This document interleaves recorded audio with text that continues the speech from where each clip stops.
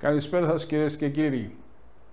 Πώς ζουν σήμερα οι Τουρκοκύπριοι στα κατεχόμενα, πώς βιώνουν την πίεση της τουρκικής πολιτικής και το φόβο του αφανισμού μέσα στην ίδια τους την πατρίδα, ο δημοσιογράφος και εκλεγμένος βουλευτής στα κατεχόμενα, Sami Özuslu, μιλά χωρίς περιστροφές για την κοινωνική πολιτική και την οικονομική κατάσταση στα κατεχόμενα, για την απειλή που νιώθουν οι Τουρκοκύπριοι από τη μαζική παρουσία επίκων και την πολιτική αφομοίωσης, για την πικρία από τη στάση του ΑΚΕΛ στο δημοψήφισμα του 2004.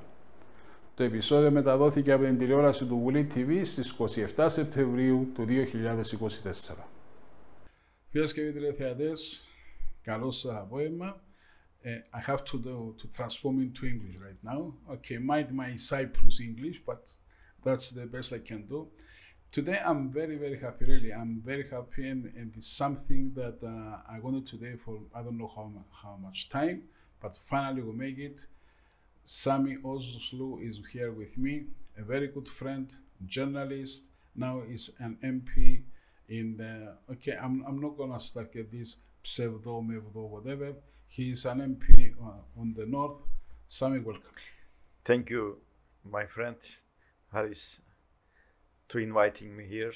I am very happy to be in your studio. Thank you very much. Yeah, actually, it's you make me feel a bit stressed, and I'm gonna explain you why you make me feel stressed, because you're doing what I'm doing now. You're doing for all your adult life, and it's a bit awkward, actually. I mean, when you have a journalist opposite you, and also now a politician, yeah, it's a bit awkward because, you know, if you start thinking, maybe I'm doing correctly, maybe I'm doing the right question, the wrong question, but how it feels? You've been journalist for 25 years? More than 30 years. 30 years. How it feels of the transformation? I mean, it's like you change the side of the table you're sitting, yeah? Yeah. So how it is to be on the other side of the table? Actually, this is the question which I face very oftenly during the programs. And when my colleagues invite me their programs, they ask me how is being a politician after such long time TV show or radio show producer and presenter. So, you know, politics is in the everywhere of the world, of the life. So we are not away, and we are not out of the politics as journalists. Mm-hmm. So I was in the party, I mean, Republican Turkish Party for many years, but I was not very active last 15 years. When the by-elections decision came out, my party made its own decision to show me as a candidate, and I accepted that one. You know, there was only the election was only for seat because of a resign. It was a by-election, not was a general one. So I became a candidate, and at the end of the day, I won with a 43% votes of the people. So being a journalist is a good background for being a politician. You know, journalism has some make you to learn some skills during your professional life. For example, you need to research as a journalist. Yeah. And now I transferred this skill to my political life. Double check rule is another skill and rule for journalists. If you do not double check a story, you don't broadcast it as a journalist. So, of course, communication itself is a very important skill for a politician. So being on the screen for a long time, it is the positive transfer for political life, because now we are on screen. Now we are on behalf of, we are facing with people everywhere. So how you are going to transfer your ideas to the people? It is very important as a politician. So these kind of things are helping me during my political life, and I have been trying to use my skills in a good way. Of course, there are some difficulties to be a politician after a long time journalistic background, who I was opposition. Now I am opposition again. So my ideas and my views and my sentences didn't change. My standing is the same. I am Sami as I was before, but the expectation is not the same from the people. Yeah. This is the difficult part of the political life. So although the people knows that we are opposition situation right now, we are not in the government, and we are just criticizing and giving our ideas on all kind of things, but people ask why you are not changing our life, why you are not doing your best. For example, why you are not stopping the inflation, why you are not making people's income higher. This is not our job, but one day, of course, when we come to the power, we are going to do. So these kind of things are difficult for a politician. As I said before, Sami didn't change, but expectations are different right now. Yeah. But it is normal. It is not. There is not a surprise, because your position, of course, determine the expectations from your people or audiences. Yeah. I was a morning show presenter for a long time, apart from my duty of the direction of the directorship of the Kanal Sim, or I was a daily columnist for Unitrust as well, which in the same media group. And my relations with the Turkish Cypriot community audiences was like a family relationship. When I ran as a candidate and went out for the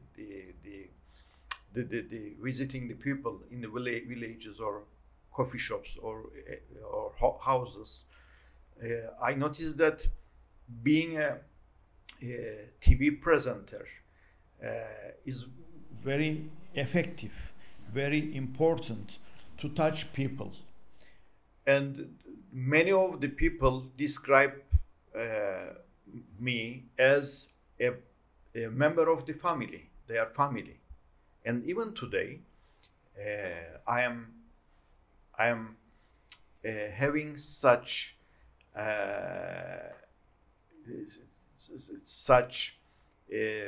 messages that they ask me, why you left us? I didn't left. I'm here, but my position changed. In general, I can say but in details, there are many dimensions of changing the position. But I say that being a opposition journalist and being a opposition politician actually is not very far away. They are very close. Because my vision is the same, and I was trying to do something or inform the people in a good way when I was a journalist, and now I am trying to do the same in my political hat. Yeah, basically now it's you open a number of subjects, so I'm really gonna try to narrow the things because I want this to be productive, you know. My first question is, in which place, in which hat, how you describe it, you feel more effective and more helpful for the people? Actually, it is obvious that journalism or the program producing and presenting every day is much more effective. That's why the people ask me why you left us, why you disappeared.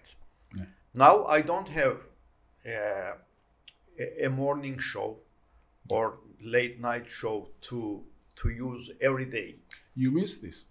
Of course. You miss it, eh? But I say that my job is different. My duty is different, but my occupation, my job is journalism.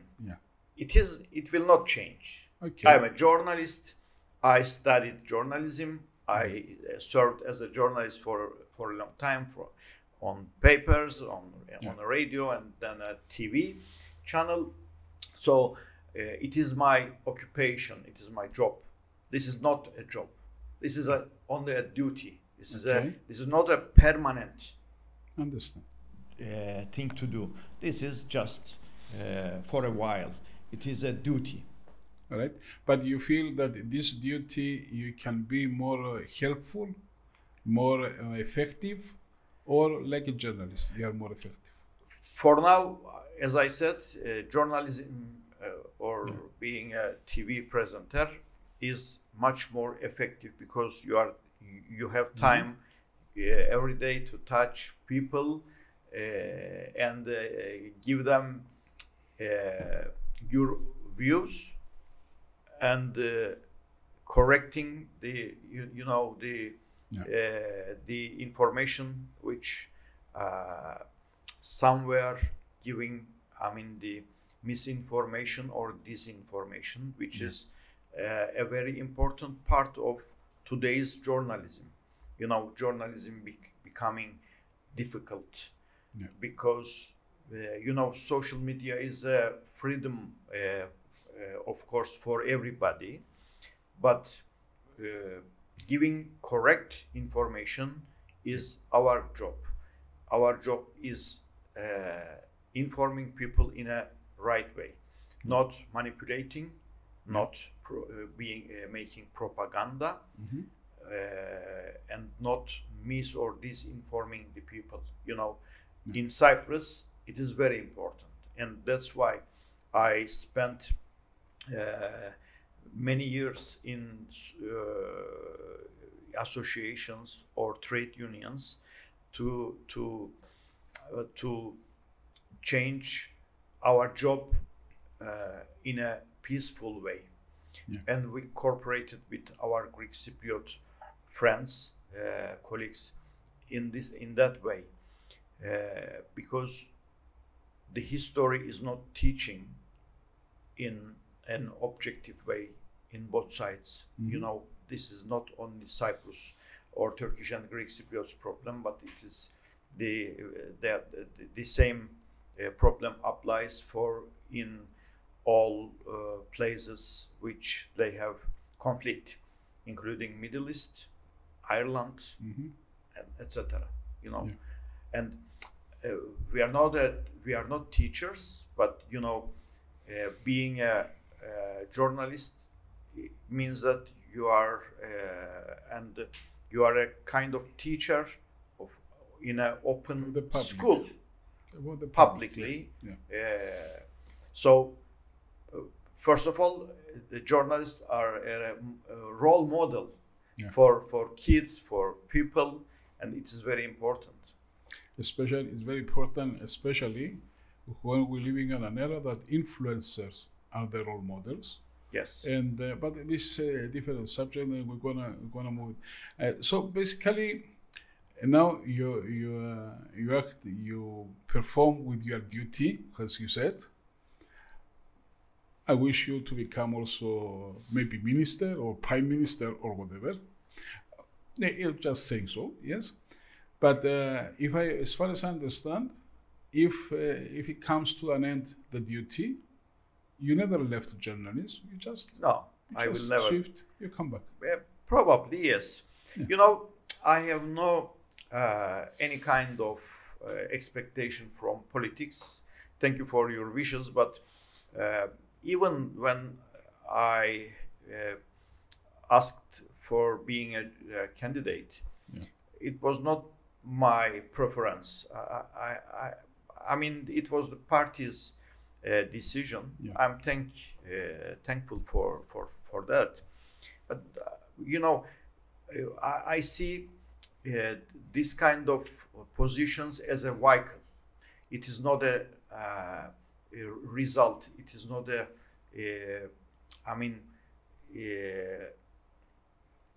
it is not a penalty for me. It is not a goal for me. Sorry, it is not a goal for me. It's a wish. It's a wish to help people, to serve people. So all kind of positions must be seen like that. Politics or the political positions are not a job. It is my view on politics. So I was elected, and now I am a member of Parliament of North. I am a representative for the people, and people know that my vision is bringing peace in the island, and making the Turkish Cypriot community and Greek Cypriot community to live together with all others. I'm not nationalist. I never become nationalist. So because of that, 43% vote is very important for all the Turkish Cypriot and Greek Cypriots as well. So this point shows that we have to struggle for a federal solution which acceptable for both communities apart from the other models. So making this possible will bring a real peace in the, you know, the signing an agreement is not a real peace. That's why I am saying that we are going to reach a real peace in the island, which we describe us as Europeans. Being European must be understanding to live together and accepting the others' feelings and all kind of the differences, including the nationality, sexuality, whatever. So we have to catch the modern European understanding as all Cypriots. So as a politician, I am trying to do this with my colleagues in my party and of course the other friend parties in both sides. So I will be in this position, in this stage, in this vision, whenever I am. All right. You know, it's when two Cypriots are discussing, about anything, it's impossible things not to come to politics. Yes. It's impossible. So I'd like to make some clarifications. What I expect, why I ask you to be in this podcast. What I expect, and I really do, is to understand how a Turkish Cypriot politician, journalist, a Turkish Cypriot that it's around my age. Actually, I'm just a month older than you. Yes. So that both of us were journalists, professionals, fathers. We live in the same island. And for some magic reason, we are separated. I really don't want to bring the discussion, this plan, the other plan, why this, you did this, I did this. Yeah, I had a podcast some days ago, and I say, I did absolutely nothing. I was 6 years old, for God's sake.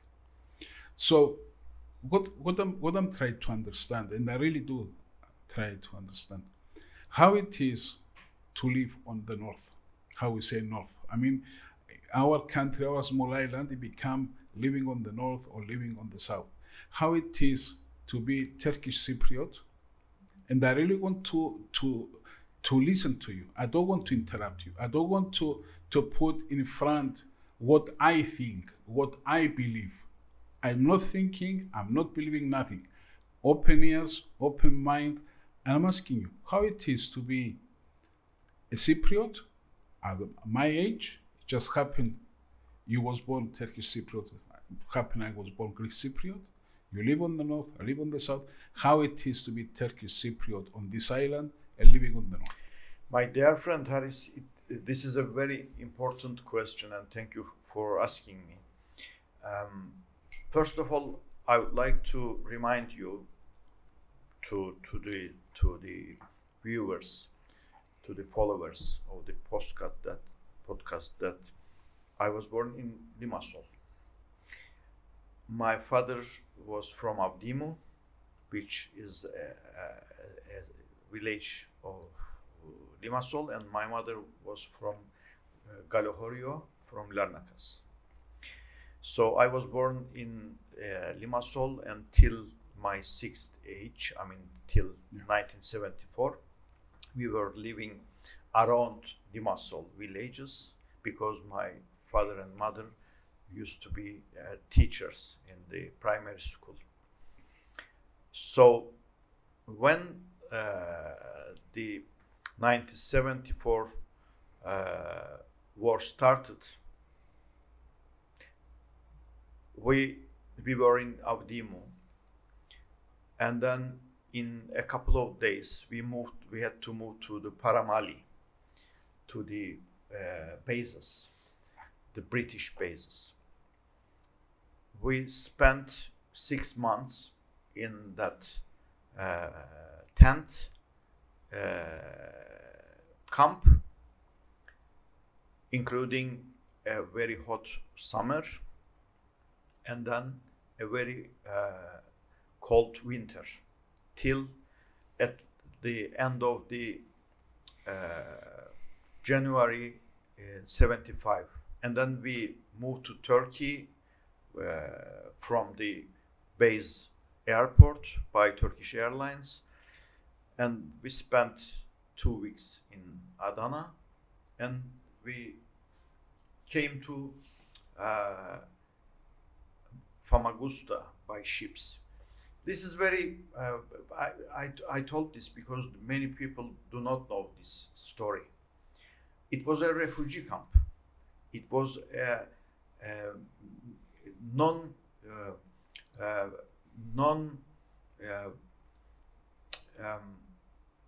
humanistic place to live. We were very small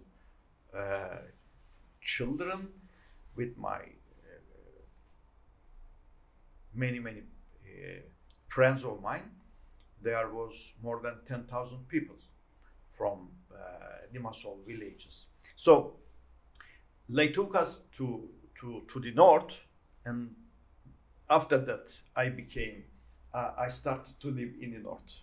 Actually, if 15th of July and 20th of July didn't happen, probably we will not be able to talk this way. And the question would be in a different way. Yeah. Somebody change our life, and this is very important. Sometimes I wrote in my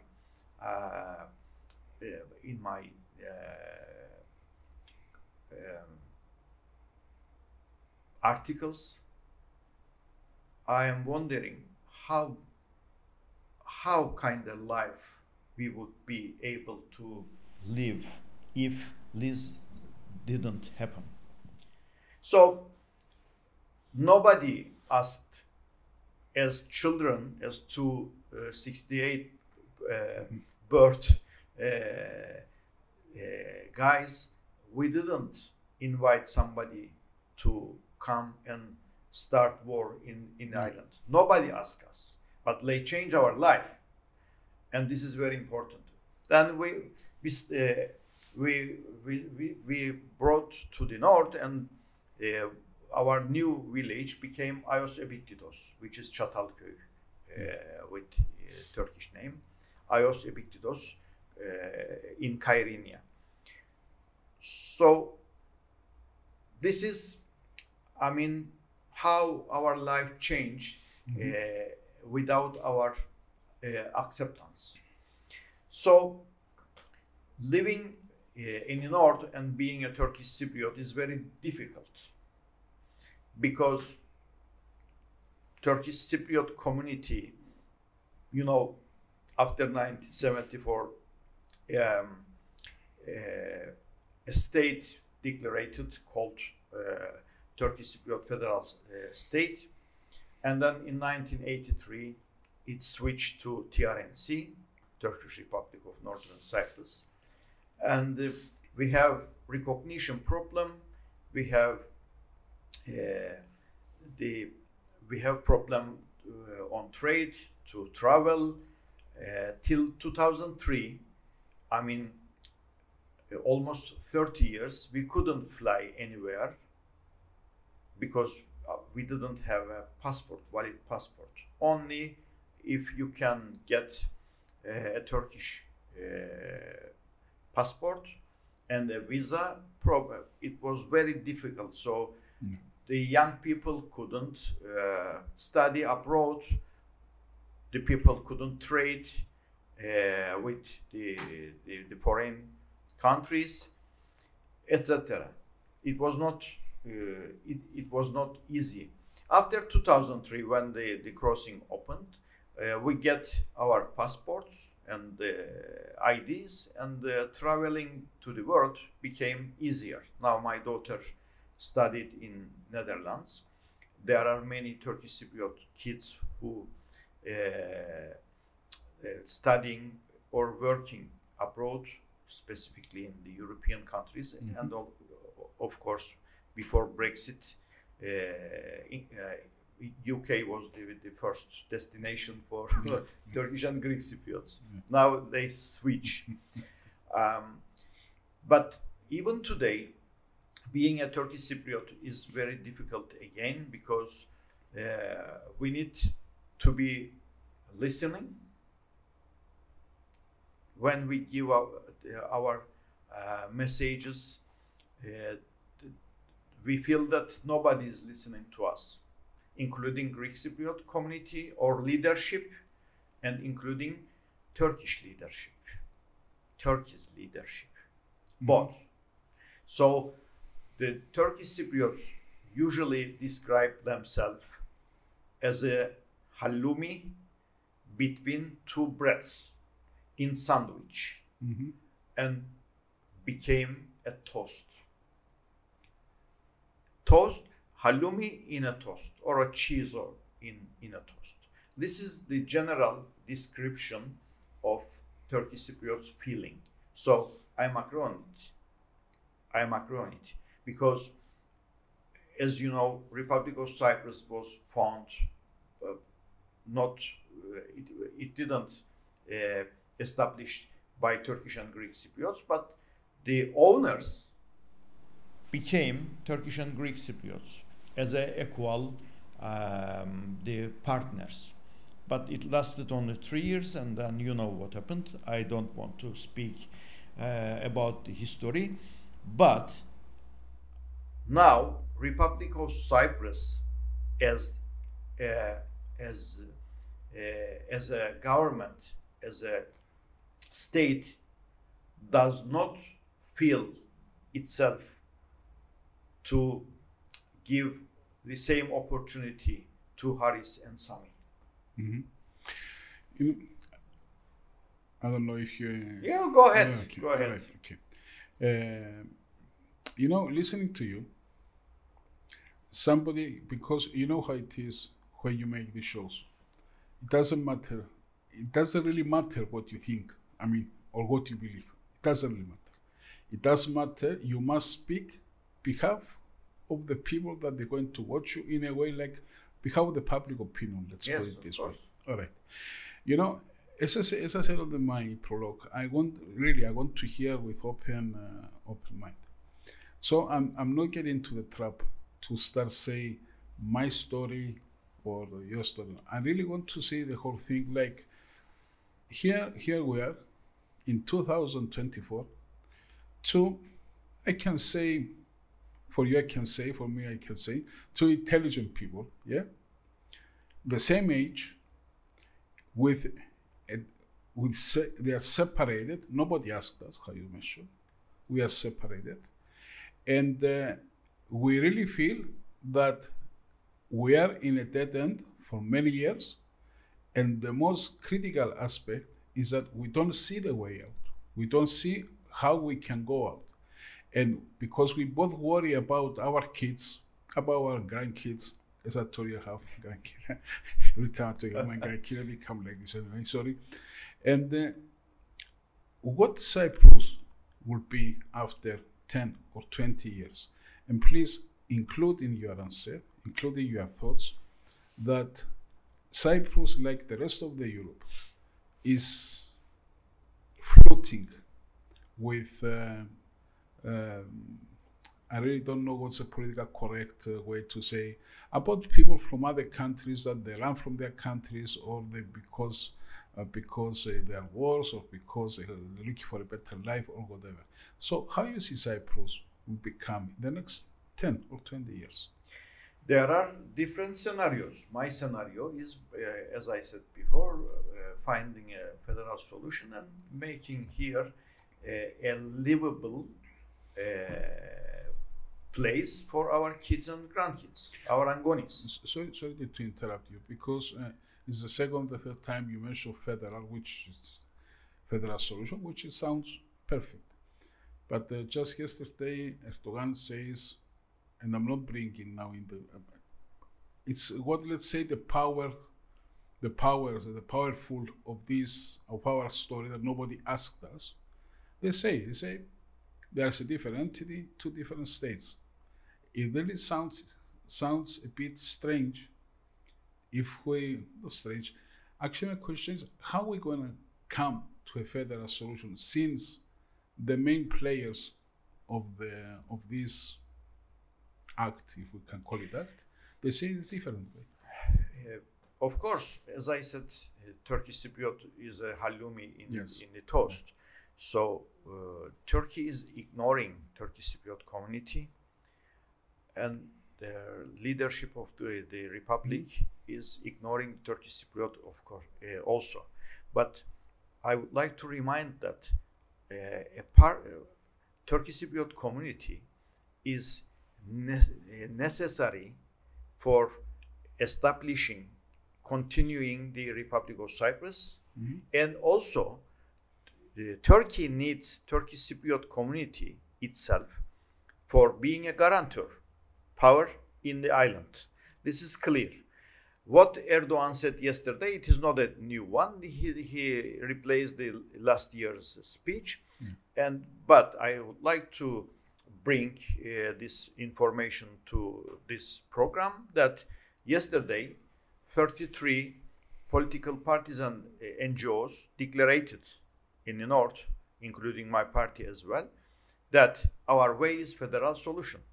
Two-state solution is not our view. So this is the answer to Erdogan, and this is the answer to who ignores who try to ignore the Turkish Cypriot community. The will belongs to our. I believe that.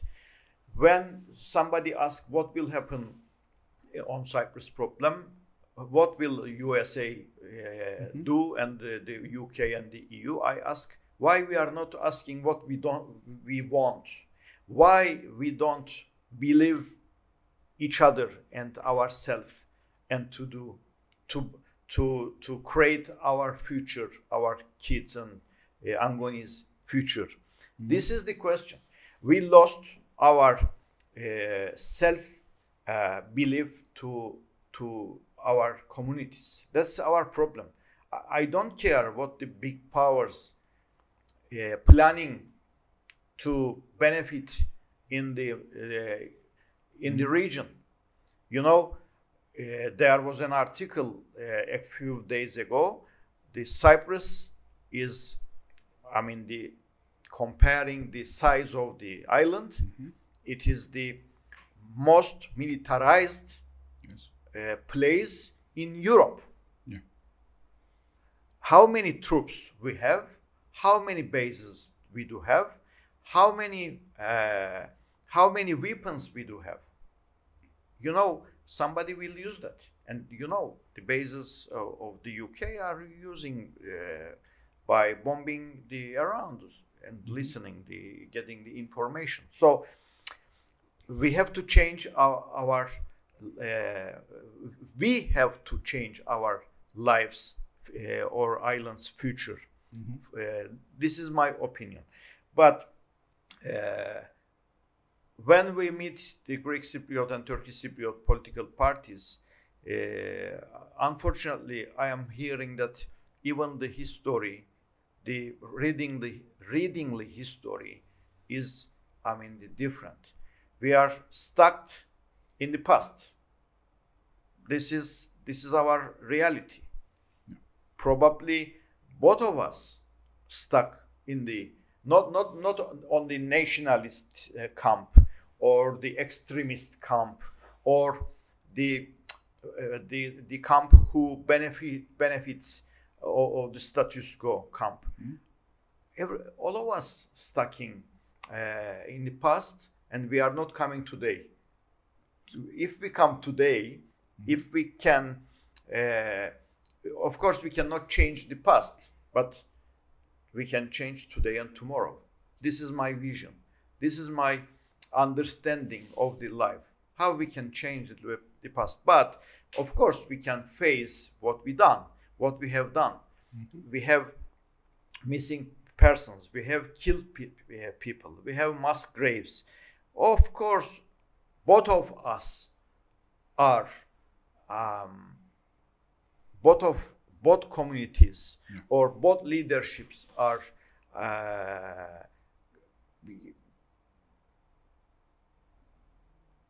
they are not only one side is the responsible. Both of us responsible. So we have to accept this. We have to accept, and we have to come today to change tomorrow. I want to come today. Also, I give you a time out so you can have you can drink a bit water. All right. That's why I love podcasts. It's what I was telling you outside before we enter the studio. Yes. You're just more calm. You don't need to be there for long. All right. I want to come to today. I'm basically just one comment about the past. The only solution or suggestion I ever heard about the past, it was coming from Achilleas Dimitriadis, who was a candidate for president, who actually he was saying we need truth committees, if I translate correctly, the same way how it was in South Africa. And to finish with this, not say to forget, but to finish with this. Whoever did whatever it did, I didn't do it, you didn't do it. So why to continue stuck and be there? Now, I want to come to that today.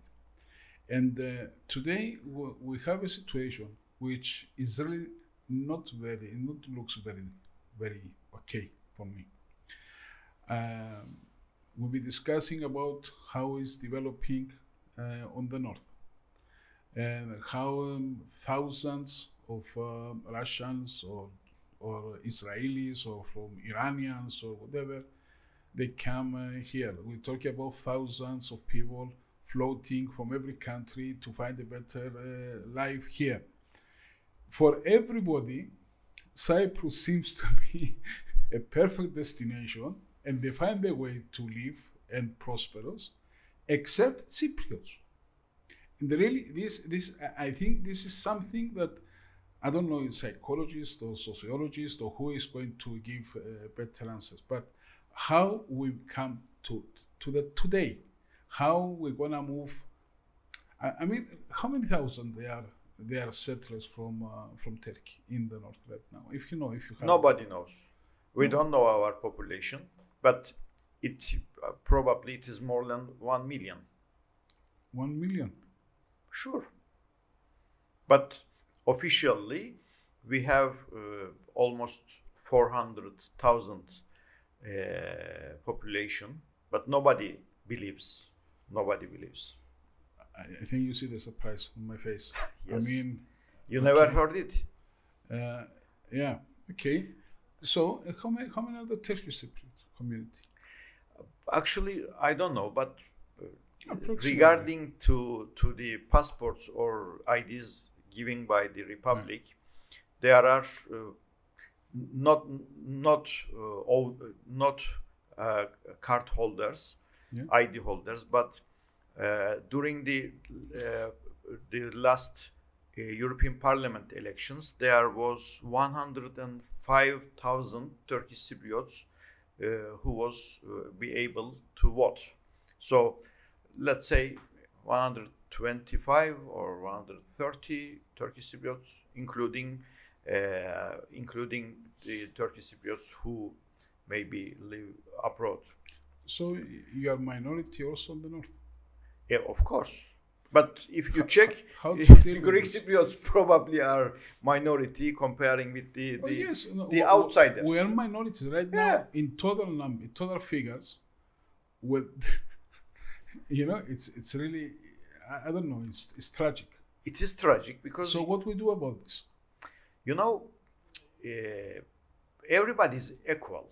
All kind of human being is equal. Okay. No debate on that. No debate. But they have to understand that the 1950s opinions or the balances, or debates or being minority or majority now is not existing. As you said, all of us are minority. So, but at the end of the day, being a part of the Europe, which we are asking, we are knocking the door of the EU to be a part of as Turkish Cypriots, not only with the documents or passports, but I would like to be a part of Europe as all the community, as all the Northern Cyprus as well. Otherwise, the division will be permanent. This is the reality. And let me tell you something else. If the permanent division exists, the neighborhood will be with Turkey. The Greek Cypriot friends must understand this. Andros Kyprianou told this several times as well, but we are saying the same thing. You have to see. Everybody must see. So this is your decision. That's why we are saying that the time is killing our future. The time is not running in a good way. Time is running in a way to dividing the island, and a two-state solution was asked to Turkey before the Turkish Cypriot leader asked to the international community. Mr. Anastasiadis asked this solution to Turkey before asking to Turkish Cypriot community during Akıncı's era.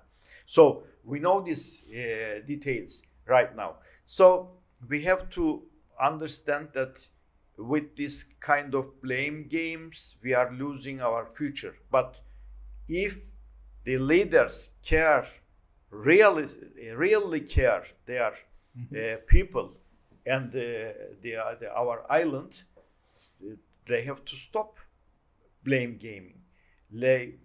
Now, both leaders are not trying to do something for our island. I don't believe both of them, neither to Tatar nor to Christodoulidis. Obviously, they are playing their role for saving the status quo. This is the situation. But people must ask, what is your duty? What are you doing? Why we elected you? What are you doing there? And we are losing the island from our hands. This is my point of view. You know, there is a belief, one of the stories that, and actually I'm going to give you this story so you can discuss it, that if it was possible, a kind of solution, and why didn't happen when President was Christofias with, sorry, I forgot them, with Talat. Thank you very much. Because both of them, because Talat was come from the same party that you are, yes? Yes, he was the leader of CHP. Which actually CHP always, it was seem more close, not to the Greek Cypriot, to the Cypriots, let's say, point of view. Why did it happen back then? You know, it was... Sorry to interrupt you, just to add something so it's going to... Yeah, sure.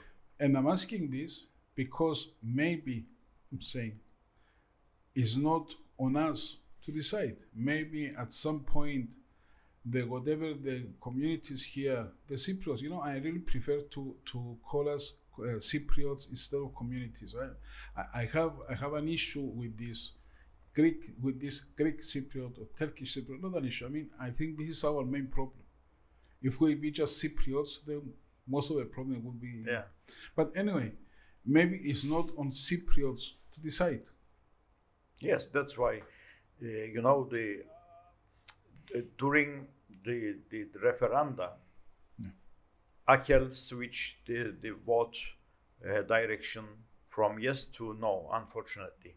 You know, it was a very the heartbreaking decision for Turkish Cypriots.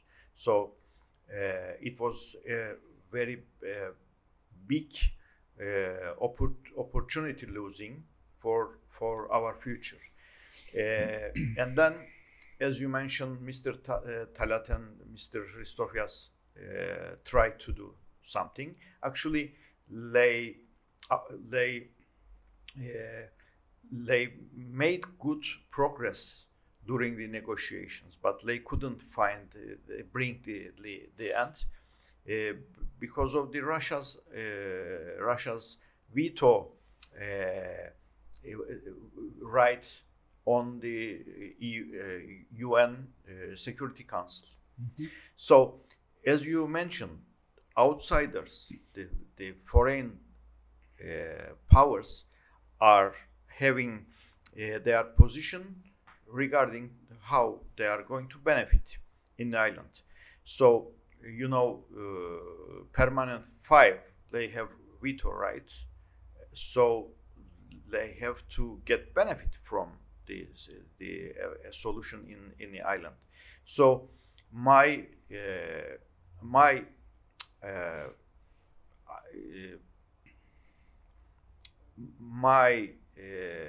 idea is, if Cyprus problem still ongoing, these big powers benefits are all right for today. They don't care, probably. But, you know, there was crucial times for Cyprus. Now we don't have a crucial opportunity, like joining the EU, like in the 2003-4 period. But now we have the energy issue. We can cooperate, and maybe the big powers can benefit it. So recently, you know, the USA gave a strong support to Great Sea Interconnector project, which will be connect the Israel to the Europe via Cyprus and Yes. Greece. But the other option is much more visible, much more cheaper, to connecting the Cyprus and also Middle East and Africa to Europe via Turkey. This is the option that most the people, including the Greek Cypriot colleagues, they accept. It is the logical one. But when you come to the politics and high-level politics, something can change. We will see. I mean, this project will be useful. Will be. Will be progress, or will switch to other one. So apart from that, I don't see any motivation for international community to specifically for the EU countries, because you know green energy and gas issue is very important after the war in Russia, in Ukraine with Russia. But again, I am asking that question: why we as Cypriots, we are not thinking what is our benefit, and why we don't say we don't care what Russia, what US, what UK, what EU wants? That's the question that I believe that if we ask and if we believe to us, to ourselves, and we stand against to the international community as Cypriots, we want this one. This is our choice.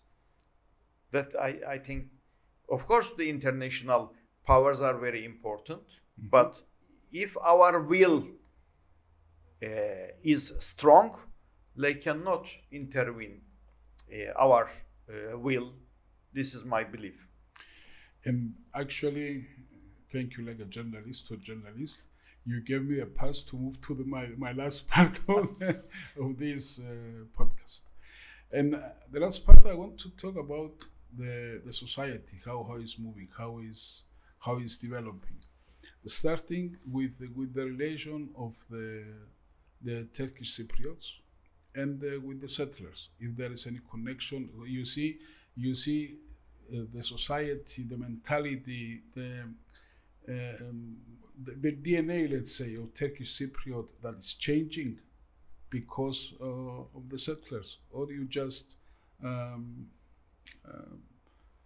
you become like one, you are separated. How it is? Turkish Cypriot community feels that we will be not existing anymore. This is our daily lives speeches between the people, and even the NGOs or political parties are giving the message that for not being non-exist, we have to struggle. We had many rallies for that. You know, as I said before, if we feel being ignored by both sides, I mean, Greek Cypriot leadership or community and the Turkish Cypriot people say that Greek Cypriots do not want peace. They don't want an agreement. So what we are going to do, we have to turn our faces to Turkey, because Turkey helping us, Turkey sending money, Turkey helping to construction our things. So we don't have any other option. We don't have option to get funding from the international organizations, including IMF or World Bank. The funding of EU is very limited, around 35 million euros per year, which is peanut. So what should we do? This is a, you know, this is a kind of, you cannot see any way out.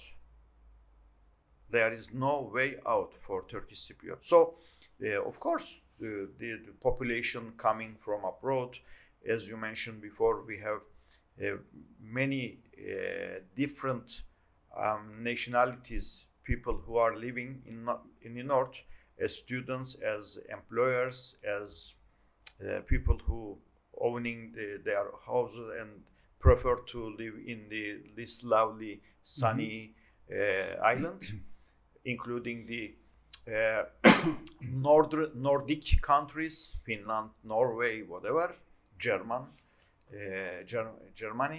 So we have many Africans, we have many Pakistanis or Far East people. So they are trying to struggle as human being. You know, they don't have a sustainable country, most of them. So they are trying to find a way to live. So, of course, this changing the Turkish Cypriot community. Of course, the families are mixing. That's why we have a mixed marriage children problem with republic documents. You know, it is another problem for Turkish Cypriot community, of course, but mainly the main problem, Turkish Cypriot youngsters are leaving the island because they don't see any good future in the island. And the worst thing, the families are not trying to stop them. Even families are saying their kids, go and don't come.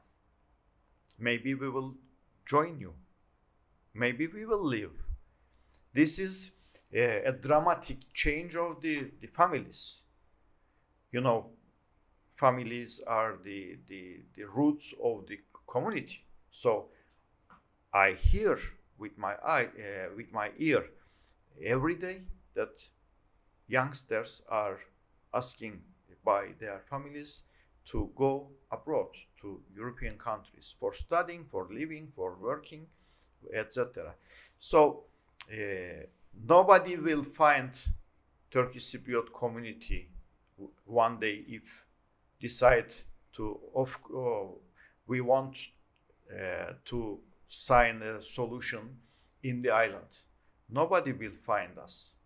We will not be exist. This is the situation.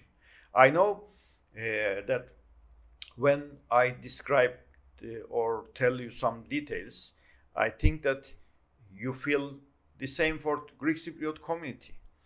There are many Greek Cypriots who are living as well. I know that economy is much more better than comparing us, but you know, life is not easy for young people in the south as well, because the prices of the estates or the buildings are very high. So for a regular working guy in the north, is not easy to buy even an apartment or even a studio. So how they are going to survive, how they are going to establish their own families, how they are going to give birth. I mean, life is getting much more difficult for both communities, but only the main difference, the Greek Cypriot kids or youngsters have an international legitimacy, internationally accepted citizenship, and links, easier links to the world. My kids, specifically mixed marriage kids, or the kids who came from Turkey or from other countries, they even don't right to cross to the south. These create another tension, and it is a danger for creating, for building ghettos, and it is a very big problem for future as well. You know, even the big countries, big cities, when they get ghettos like Paris, for example, they face many kind and different problems in the city. So we have to see clearly that both communities are losing day by day. I don't know if we start to ask what we want as Cypriots. My answer is as follows. I would like to tell my daughter, yes, you can come back from Europe and you can live here and you can create your own family. I would like to see my grandchild when he or she was get born after you. So I would like to tell my daughter, yes, we are ready to give you a chance to live here as a normal European citizen. Actually, I don't have more questions because I want to finish exactly how you finished. Thank you very much for being here. Thank you, my friend. Thank you very much because you gave, you know, it's a different thing to have a story in your head. It's a different thing to actually experience and hear exactly how things are. So as I said before, thank you very much for your presence here, and for you, my fellow, my dear viewers. Once again, I apologize for my beautiful Cyprus English, but actually this is the beauty of the thing because we are Cypriots after all. And I'm asking you only one thing: just watch this podcast with open ears and with open mind. Until the next time, thank you very much.